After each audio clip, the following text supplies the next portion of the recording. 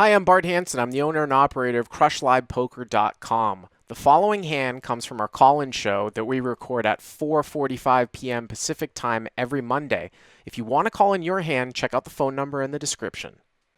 Indeed, yes, sir, it is. We are at the MGM again, as always. Awesome. So let's go through this hand real quick. I got it up here. Okay. So, yes. So we are 2-5, about 800 effective. Yep. I cover. Yep. The villain is an older gentleman.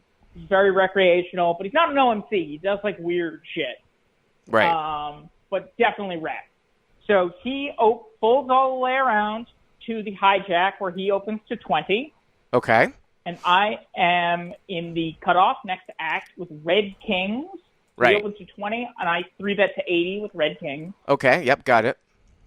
Folds back around to him, and he calls. Great. So your head's up. Then 3-bet pot. You've got up. red kings, 800 effective. All right. Let's go to the flop. Hijack versus cutoff. Go ahead.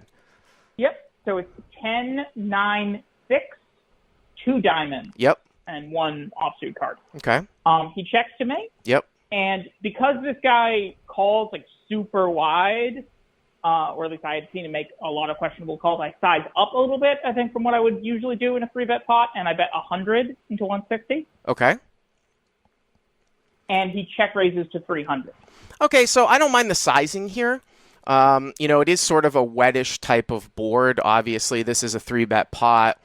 I do think that there is a little catch-22 when you use sort of downsized betting at 2-5 and below, in the sense that, yeah, you can bet a fair amount of your range, but I don't know. I might have to make up a unanticipated reactions. Yes, I might have to make up a poker term. I'll have to think about it. But what ends up happening is that when you use smaller sizing, it's the down bet spaz factor. You get an opponent that doesn't really have a bluffing frequency to suddenly have a bluffing frequency, because when everybody else in your player pool bets that sizing, they're weak.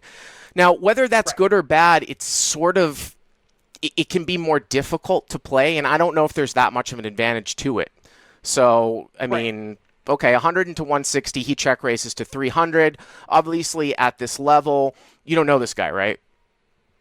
I do not know this guy, but I have seen him do things like take it to the felt with a bluff, like running a 400 big blind, or a $400, so 80 big blind bluff on rivers and stuff like that. He definitely can bluff. I haven't seen him do too much of that, but I've definitely seen him do it. Well, of course, you've got kings with the king of diamonds, which means that this is we've talked about this on Crush Live Poker over the last few podcasts, where it's actually good now that you have a diamond, and bad if he continues on the turn, because then you unblock. But now we can call across diamond turns, which is kind of interesting because we have this preloaded. So you decide to call, obviously, right? You think, I mean, I don't know how many people do this with nut flush draws, obviously, like at 2-5, and I don't know, he could have a set. Obviously it's possible. I don't know if he would do this with jacks or queens, but you decide to call, obviously, right? Right. Yeah. Folding an overpair, at least a strong overpair, to just a single raise is a bit weak. I mean, I don't know. Yeah, no, I agree. I agree with you. So you make the call. Yeah.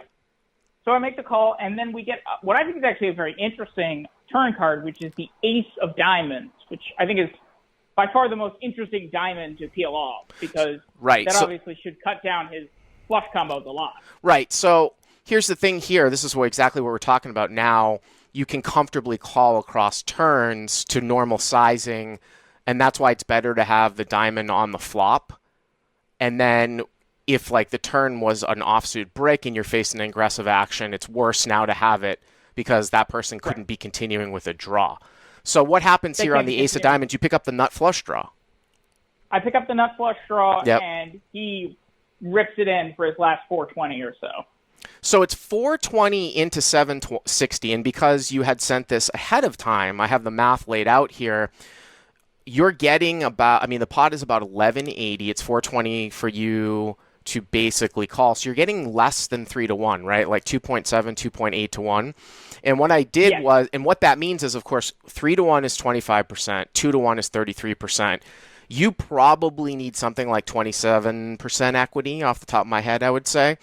And what's interesting is I'm not going to do this for every single call, but I actually went to Cruncher because this is the first week we're doing this, and I just sort of put in an interesting couple of ranges. Now, if he has all value here, 10s, 9s, 6s for all the sets, ace 10, which turns aces up, 10, 9, 9, 6 suited, and 7, 8, you're at like 24, 25% here. But if you ever throw in a hand that's worse than yours, like if he ever has like even one queen jack, or if he has like one queen jack, or he's spazzing out with something else that's less than your hand, then you have like as much red as queens or red jacks. Yeah, you have as much as 32%. We actually heard that from a call a few weeks ago. So when you need like 27, and in the worst case you're at like 24, 25, you know my feeling about capped games here, and I like to gamble to get a stack. I think it's pretty close to neutral EV. I would call. Yeah, and I did. I mean, I did. The river bricked out like an offsuit 3 or something. Yeah. And he flipped over 10, 9 of clubs. So you definitely had the equity then, right? Of course you did. I mean, that's a best case scenario. Against his hand, absolutely. Yeah. Because then I do have a boatload of equity because I've got the counterfeit out, the diamond out, and the queen. Right. By the way, so the one where I did the 25%, I had put in all made hands, basically. I didn't really put any diamond draws in there because I find it really difficult for him to have diamonds here when the ace of diamonds peels on turn, right? And you've got the king of diamonds. It's literally like queen jack of diamonds. Right, queen jack diamonds. Play this way. Right, jack 8 of diamonds. Open-ended straight flush draw. Yeah. Or jack 8 of diamonds. Yeah, like the two like monster draws that get there on the turn. Right. So no, I like the hand, and it just goes to show you, Jesse, about the concept of rolling across to the end. I think it's very close. You know what I mean? Yeah, but I think it's very close. So. All right. Thank you very much for the call, Mr. Jesse the Suit. Hey guys, if you like what you've seen here, please click on the subscribe button and you'll get notified every time we put up a new video. And if you want to check out crushlivepoker.com for the first month free, use the code YTA200. Click on the link right there.